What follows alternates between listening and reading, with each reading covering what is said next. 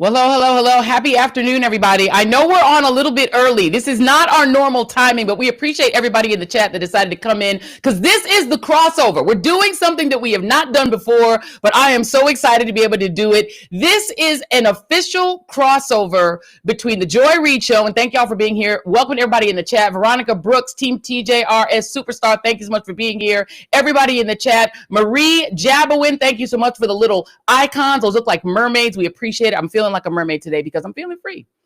And today what we're going to do in order to entertain just a little bit earlier than we normally would is we are doing a crossover between this show, The Joy Reid Show, and the Native Land Pod. I know there was a lot of controversy on social media, people being like, is Native Land ending? Is there no more Native Land? The post that they posted on their social media had people confused and thinking maybe they were bringing it to an end. They are celebrating, however, the opposite of bringing it to an end. Their 100th episode. Jason, can we get some applause for the 100th episode? 100 episodes of the Native Land Pod, and they're celebrating. We even get a bum, bum, bum. They are celebrating by bringing in a new cast member. So you all know that the Native Land Pod is Angela Reid, Tiffany Cross, and Andrew Gillum. And now the fourth member of the team, one Bakari Sellers. Let's bring in the Native Land Pod. Welcome, Native Land fam. How y'all doing? Hey. And there they are, looking fabulous. And so this is the new family. There they are. Look at that. Look at that new team. Okay, so I don't even know who to begin with, but I want to first of all congratulate you guys. I want to congratulate y'all on the success of Native Land. Let me start with you, Angela. Talk about why it is that you guys decided that you needed to take your trio and make it into a 4-pack. I'm trying to figure out where my camera is in here. I think it's over here. Is that right? That's not right. Anyway. No, that was right. Yeah, you're right. You're right. You got it. Joy, it's so good to see you. I will say this. It feels so good to be with everyone. We shot Breakfast Club earlier today, and I said that the original idea was to have Bakari as a part of this crew. So it is overtime, it's high time, it's past time, and since it's fascist time, there's no better time than now. Absolutely. Tiffany Cross, tell me how adding Bakari Sellers is going to add to the texture, the fun, the fierceness, and the fabulousness of the Native Land Pod. Well, it's interesting because this actually started as an intervention. We were concerned about some behaviors that we've seen from Bakari. And during that intervention, we said, we care about you, we value you, and we want to bring you into a better life. And so we invited him. He had been begging for a long time. He was in my DMs all the time. Can I come as a guest? Finally, I was like, please, Angela, Andrew, what do y'all think? And so we let him join. I said no, and we were like, well, what can we do to make this deal sweeter for you? And so we're thrilled to have Bakari, our Beyonce, our resident Beyonce. Well, you're welcome, Bakari. They hooked you up. Let's go to Andrew Gillum. Okay, Andrew, I'm going to give you the toughest question. Which of the original cast members is Bakari going to irritate or persecute the most? Who do you just anticipate for us? Who is he going to egg the most Angela, out of the three of you? Angela. It's Angela. Congratulations on your radical success. Yeah. Thank you very much. Praying and pulling always. But, you know, B, who I met when he was a student at Morehouse University. College. Yes, I went to university. But as a young man, as precocious as ever, you know, Bakari was born confident. Has announced his arrival on our show as us having needed a Beyonce. And so I guess we got that. But the truth is what I love about this brother is one, always been an intellectual, but moreover a way to translate what might seem to be complicated issues for many into really simple, understandable. He's common. That's what I can tell you. You see the evasion? You see how Andrew Gillum evaded my question? I know that you did not answer my question, my friend. You did. Oh, you did. Okay, you're right. I wasn't listening to you. You're right. Absolutely. Okay, you answered. Angela's going to be. All right, let me go to you. Let's bring in Bakari Sellers. Bakari, welcome. Jason, can we get some applause for Bakari Sellers, please? Thank you very much, Jason. We appreciate you. Bakari, welcome. And if you are the Beyonce of this squad, where your fan at? So listen, I'm happy to be here. Anytime your friends are in need of assistance, help. any of those things, just a little shot, a little confidence boost. You want to be there for them. And so Mhm. I think my addition is a little late, and so I don't know about the first 99 episodes, but the next 99 we know are going to basically take us to a level of success. This show has always been an amazing show. And so hopefully my addition is just a little accoutrement. That's French for something special on the side. He learns. Yes. He learns easy. Yes. I gotta ask you, Bakari, is it going to be more fun fighting with the Native Land Pod team or with Scott Jennings? Oh, it's a different type of fun. I like it both because we were just talking about that this morning. I think a lot of times you have to be there to push back. And I think that they're different spaces for different times. And I think that our audience here are looking for those type of intellectual debates to make them better about those things that are happening. And, when I go on TV, I tell people all the time, I'm not trying to change Scott's opinion. I'm not trying to change the person who I'm on TV's opinion. I'm actually trying to give the listener just a little nugget about how I view my truth to be in that present moment. I think here is very reassuring. It's nurturing. It's a nurturing environment. But I think that platforms like this, although different, are equally as necessary for the moment that we're in.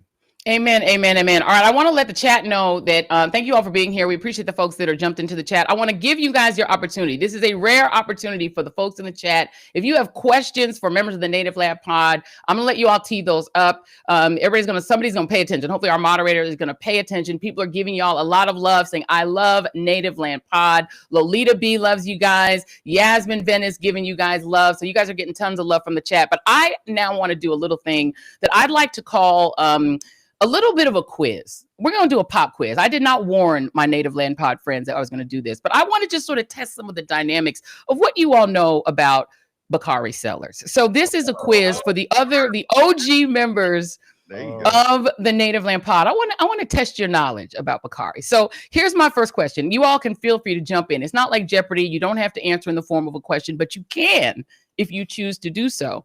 My first quiz question is, how old was Bakari Sellers when he first got elected to office? And here's the bonus part.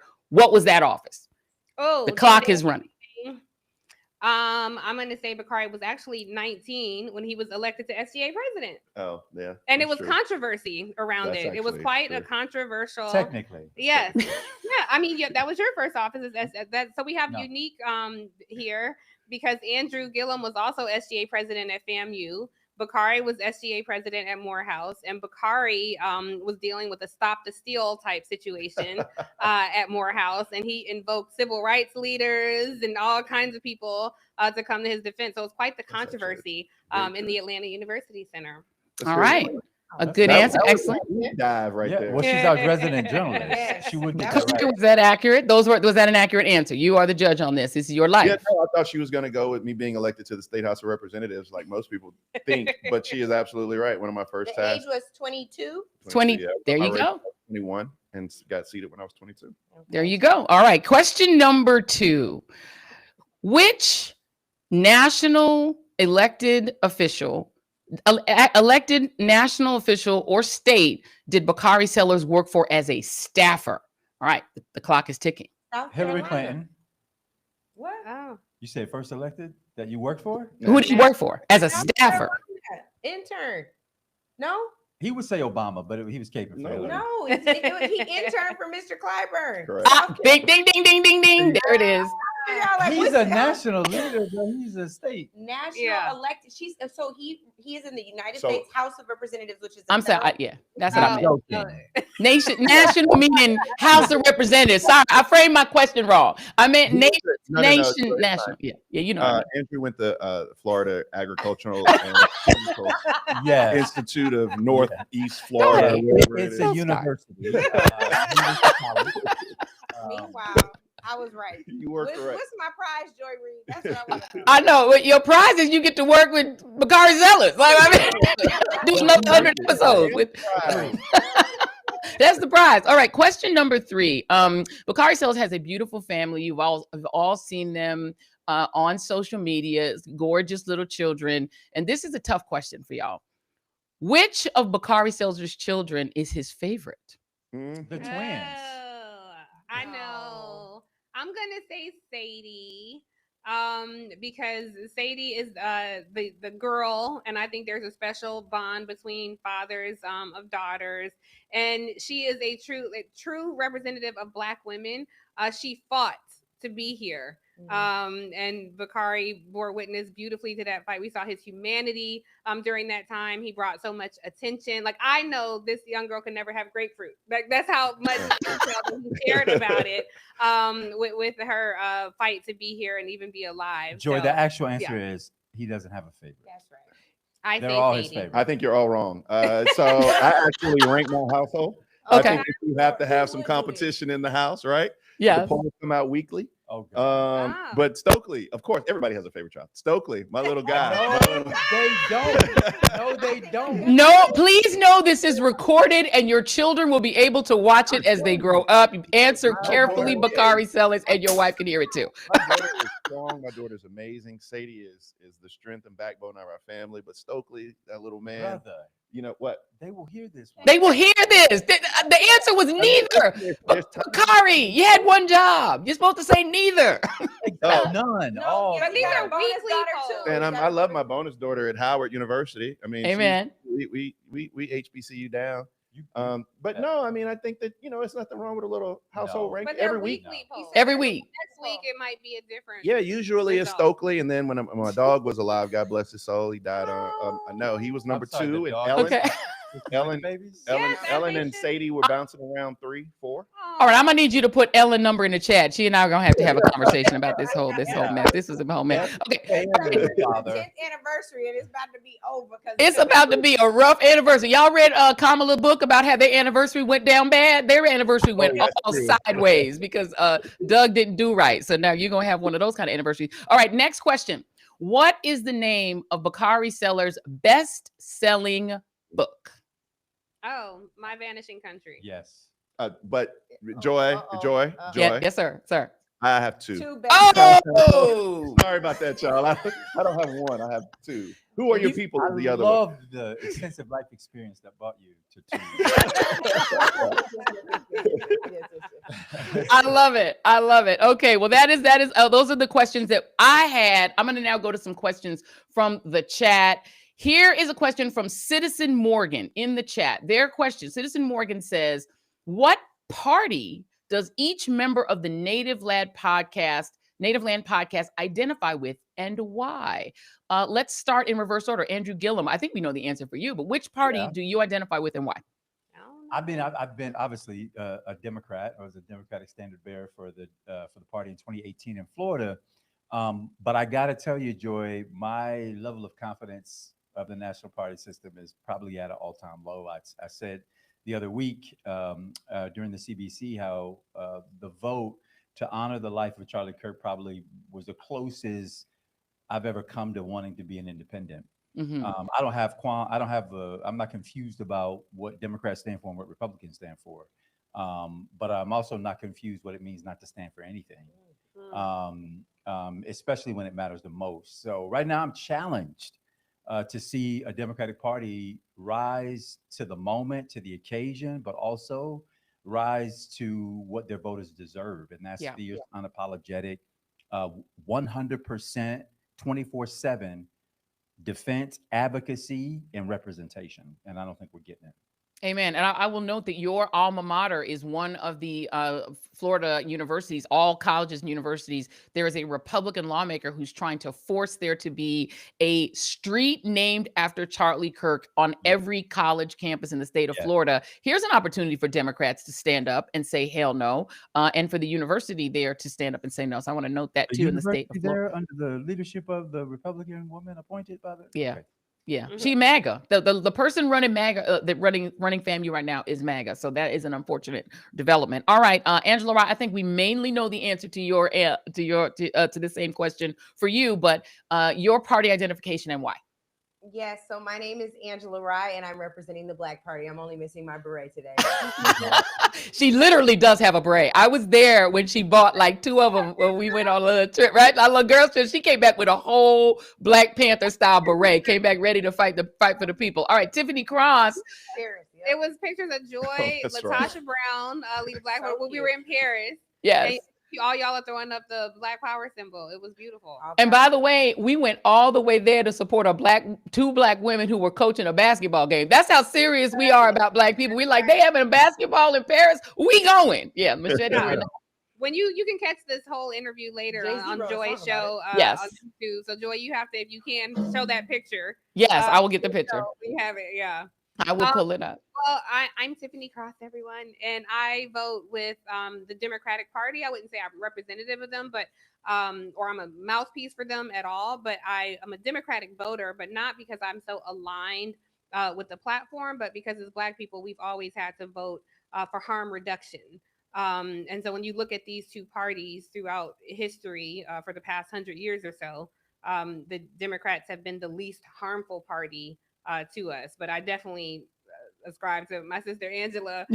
My politics are Black first and foremost. I don't know that either party has really served us in a way that's fair or equitable. Yeah, indeed. Bakari Sellers, I mean, you've run as a Democrat, but do you still feel represented by them?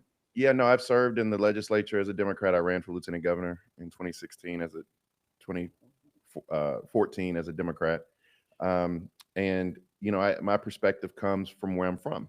And so I'm a Southern Democrat. I'm a Southern Black Democrat that, you know, is from the rural South, and understanding what that means, what it means to grow up in a food desert, what it means that when you don't expand Medicaid, your hospital shuts down. What it means to have schools that are along what's called a corridor of shame, where the heating and air don't work and the infrastructure is falling apart. And so I give people that texture and context because I think it's different from Democrats who represent, you know, one of the boroughs here in New York or in Boston, Massachusetts. It's a big tent. And I think of the four of us, I think that some individuals who are watching this show or watching our podcast would probably critique me rather constructively or derogatorily, if that's a word, as being probably one who's closer to establishment figures than the rest of the party, than the rest of the quadroon or whatever we're called, the crew. And the quadroon. Wait, did you just call y'all a quadroon? You know that ain't the right word. Don't worry about it, Joy. Okay, keep going. Quadroon. Or quadrupes, or just the quad pod. The quad pod. But I'm just saying that I think that, you know, I do spend a lot of time trying to have conversations with those people empowered, just as we all intersect with them, hoping that my dad helped found SNCC, and I think that there has to be pressure points both on the inside and the outside. Julian Bond is probably, you know, he's my political hero, and he's somebody who's I always tell people, Joy, and I wrote about it, I think you probably know this, that I'd rather be compared to Julian Bond than Barack Obama, and that's not derogatory towards Barack Obama. It just is an insight into my upbringing. Indeed. All right, here's a question from Travis, and I actually don't know what this is. And if y'all know what it is, feel free to jump in. How do you all feel about the Purple Revolution movement? I don't know what that is, Travis, but do you all know what the Purple Revolution movement is? Could he be talking about swing states, I wonder? Yeah, Travis, say more, please, in the chat, because we don't know what that is. But thank you, Travis, who's a Team TJRS member. Tell us what there's a new edible called Purple Revolution. For research purposes, I'll be delving into that later. The Prince fan club, Purple research. Yeah, I mean, it's a Purple Revolution movement here every day because purple is like our color because we have a regal moment. Yeah, we love a little regality. I'm going to ask you all another question that I think it's not in the chat, but I have this question myself, and I have a couple questions. Number one, of this new quad, who is the funniest member of the Native Land Quad? Intentionally or unintentionally? Either. Bakari on both counts. Yeah, Andrew is by far the most unintentionally funny person that is a part of the crew. That's no doubt. Andrew is funny and like shady. Yeah. Like he's Bakari is like humorous, funny. He's funny. Meaning everyone Dry gets his humor. jokes. Yeah. Mine. Tiffany tries hard. Tiffany tries. I don't think I'm the funny one, I don't even try to be the funny one. But Bakari hosted with us during the DNC. Oh, he was shady. And it was Called a member of shady, Congress but a it was dad also funny. Have a dead bod. Him introducing himself as Beyonce, he's funny. Andrew is funny in a different way where you walk away bleeding, but you don't know you're cut yet. And you're like, damn, did he just insult me? Yes, What happened? Love each other so much. It's always with love. He cuts with love. With love. Okay, who, and I actually might know the member to answer this one. Which member of the quad gets to the studio the latest? Oh my God. You know that one. Yes. And the studio is in my house. It didn't matter what it was. Time is- Oh my There's God. Get to the difference. Time is not a real thing here. It's all Time No, is it's time a is time is it's all very it's a real for construct. me. Time is a social illusory. construct for some of my friends. Time is a social construct. Somebody's mic is My popping. wife, I Hopefully it's tell not my wife mine. all the time, time is a suggestion. Somebody in Jeps 1973 said this is like the Avengers and X-Men teaming up. Love both Joy and the Native Land Pod. Oh, we said it's like we are the Avengers and the X-Men teaming up. I wonder which character we are. Thank you all very much for the people in the chat. And somebody just put in Raw Wells put $5 in the till. Thank you very much for that. And just put quadrine. That's what they're saying y'all should be calling yourselves. But thank y'all so much for the tip. All right, let me ask y'all one more question. We're waiting for Travis to tell us what this purple revolution thing is. Which member of the quad? Oh, thank you very much. Which member of the quad is the most militant? I think we all are in some ways. It's one of these two. It's one of these two. It's one of Angela or the Tiffany? amazing women in the middle. Yeah. I say that Angela's militancy comes out upon meeting her, and there's no question about where she stands on the issue of her blackness. And I think that when you dissect Tiffany's eloquent thoughts as she articulates them, you understand that she comes rooted in that as well. I think She's basically like, don't let the smooth taste. yeah, fool you. There you go. Exactly. So these two by far. Okay. We have a question that has also come in. I want to say this might have come in from Substack. Which of you are still choosing America as your home? And are any of you considering changing that decision? I'm going to be here, and I'll just say, one of the things that we take for granted is health. And my mom, our audience knows my mom is battling cancer, and she is at one of the best cancer treatment facilities. And we have to go every other Monday, or 2 Mondays on, 1 Monday off. So I can't fathom a world where I'm leaving and my mom is not right with me. Yeah. So, I think I respect that because Yeah, there's that's that. real for a lot of people. I Yeah. feel like we have built far too. I mean, you got material that says it's built this junk for free, right? not this junk. This We- joint. We always. If you know me and you're listening, you know that I mess up everything. And it is kind of junky. It's a little junky. We built this junk for I free. don't mean to, but it is what it It's is. junk And right now right it's junk right now. Yeah. But It the junk truth right is now, that's it true. pains me to see any of us Black folks in this country have to feel like we have to abdicate our connection Yeah. to America, given the fact that she's been built on our backs, sustained through our righteous fights to pull this country toward the more morally just. It's as much ours as it is anybody's. Yeah. And so, rallying around the flag, the sort of faux patriotism that a lot of us see, Black people may not ever exhibit our patriotism in that way. Yeah. But we do it through election cycle. We do it through the people we send to represent us. We do it through our protests. And we do it through our regular calls to have this country meet its moment.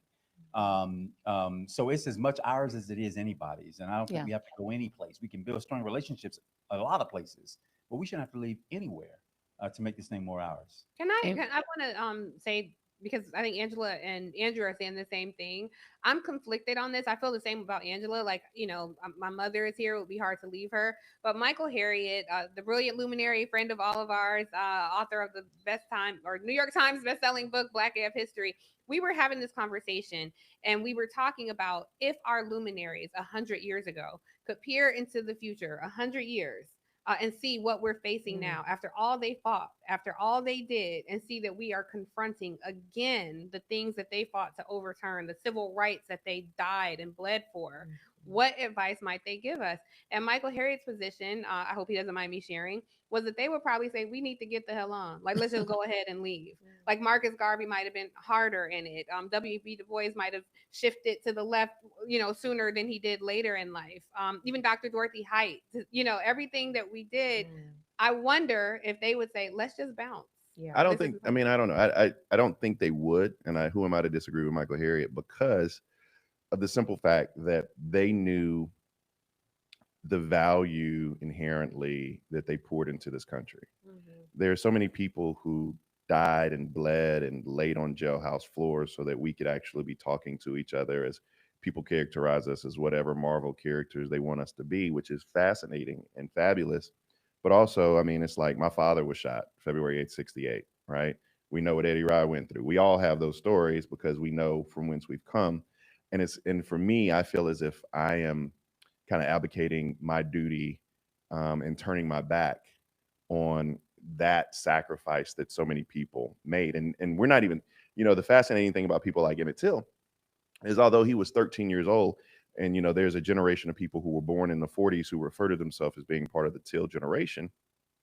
Emmett Till was only symbolic of all of the bodies of the other young men and women that they didn't find. Yeah, that's Right. Mm. And so Mm. that's why they put the picture of Emmett Till in their wallet. That's why Mamie Till was so fascinating. And there's so many names that we don't call that because my dad is always like, well, it's your struggle now, it's your movement now. I mean, the movement never ended, and it's just it morphs, it changes. And so I hope that there's not always a fight. I hope Sadie and Stokely aren't, relitigating these same battles.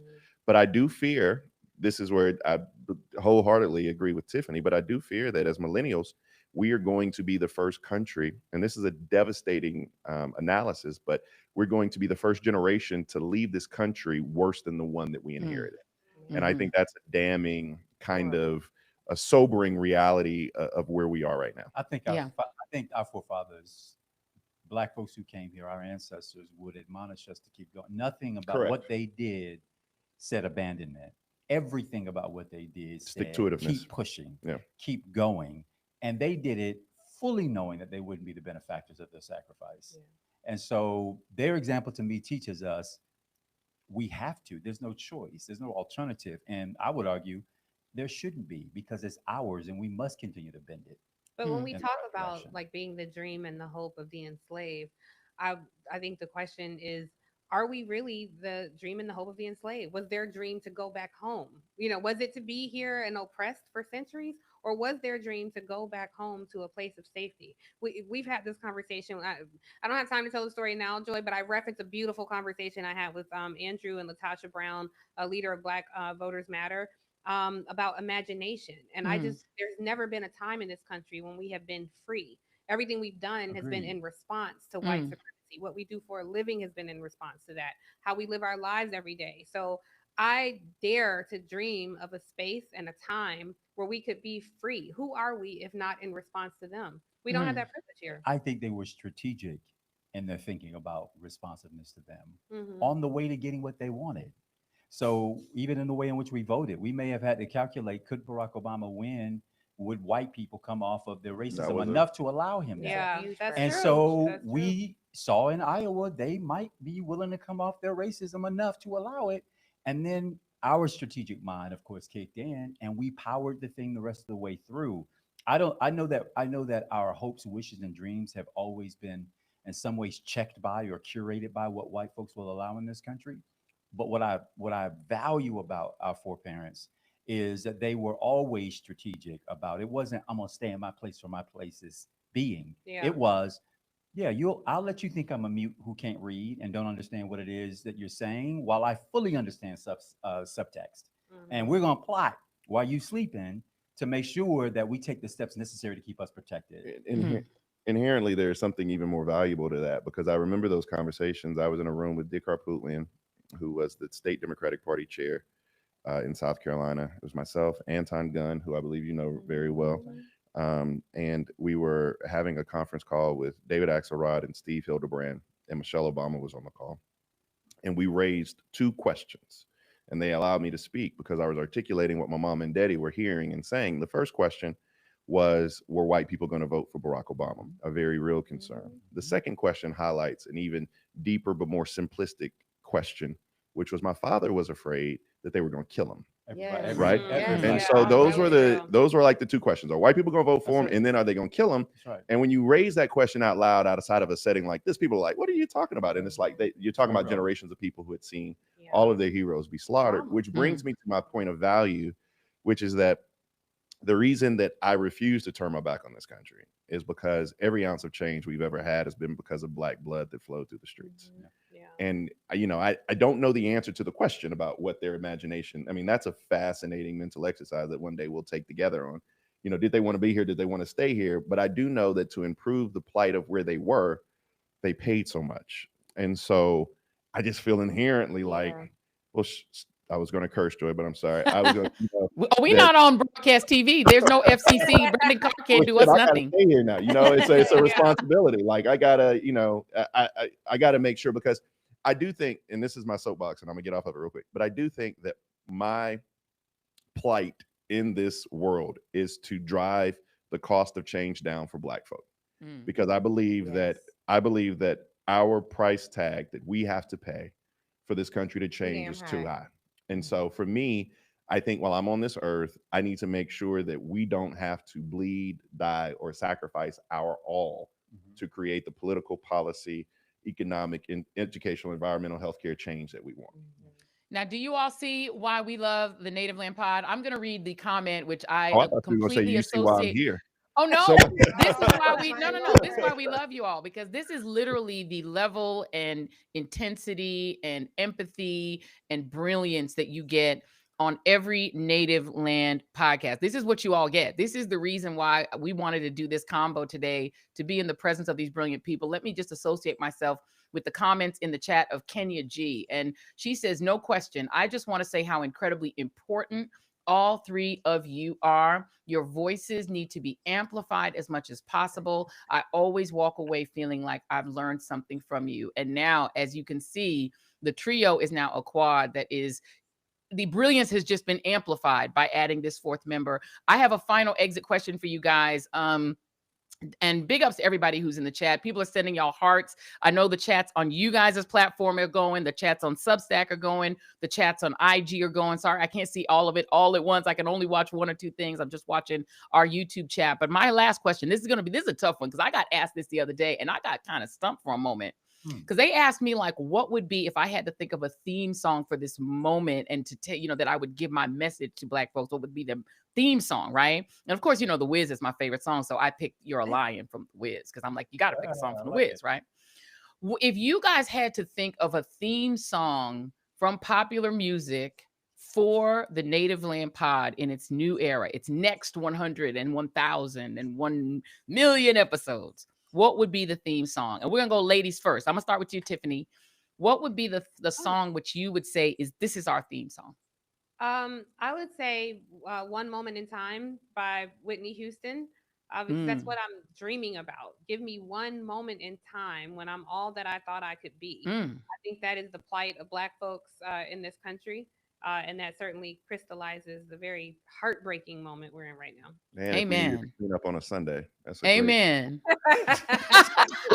Great song. I think it's my mic that's popping. Angela Rye, what song would you pick as the theme for the Native Land Pod? My theme song would be by the Pulitzer Prize winning hip hop artist Kendrick Lamar, Squabble Up. Squabble Up.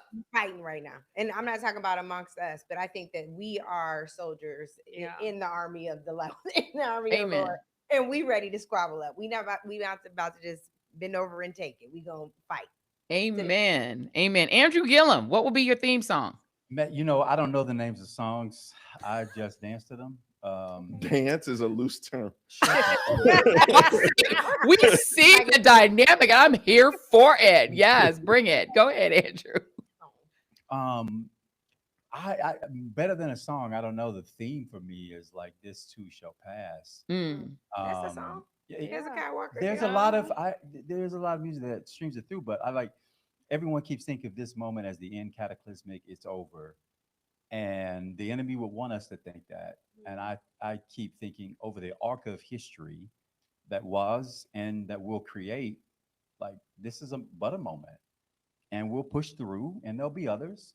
But there is something on the other side. I mean, I think that's motivates me. Amen. That's Bakari. For me. Yeah, Marvin Sapp never would have made it. Ooh. I think there's so many struggles that you don't necessarily see in people's outward appearances and the things that they kind of put forth, our outward face. And never would have made it as a song that when I'm on the airplane, sometimes you start listening to it, you just sit over there crying. People I think you're going crazy. Don't judge me on airplanes. I'm either drunk or emotional. And he's singing never would have made it.